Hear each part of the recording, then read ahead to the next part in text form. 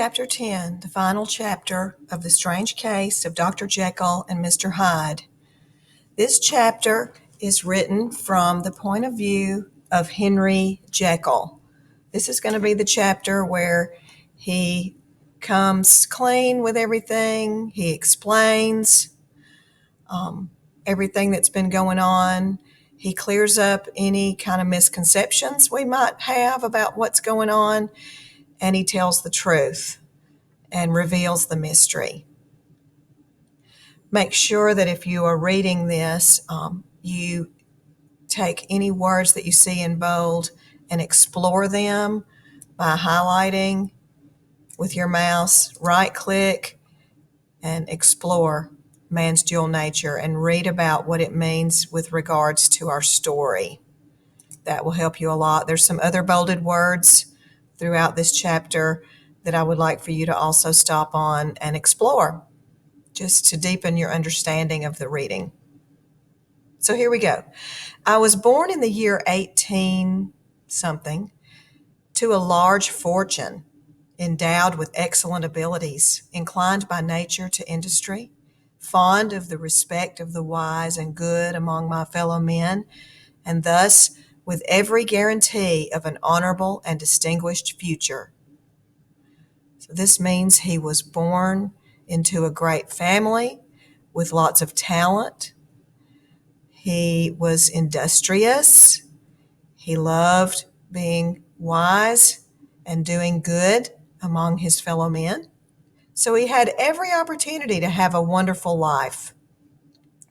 It was rather the exacting nature of my aspirations that any particular degradation in my faults that severed in me those provinces of good and ill which divide and compound man's dual nature.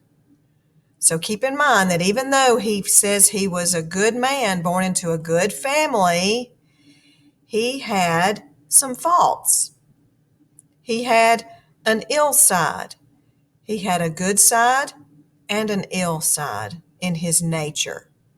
And it chanced that the direction of my scientific studies, which led toward the mystic and the transcendental, shed a strong light on this consciousness of the perennial war among my members. He's talking about the war between the good inside him and the ill or the evil or the bad inside him. With every day, I grew steadily nearer to the truth that man is not only truly one, but truly two. I began to perceive more deeply than it has ever yet been stated the trembling immateriality, the mist-like transience of this seemingly so solid body in which we walk attired.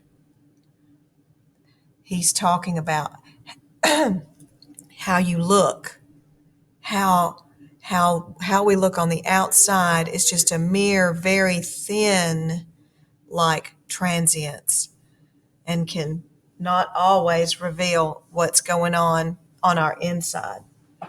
I not only recognized my natural body for the mere aura and effulgence of powers that made up my spirit, but managed to compound a drug by which these powers should be dethroned from their supremacy. I hesitated long before I put this theory to the test of practice.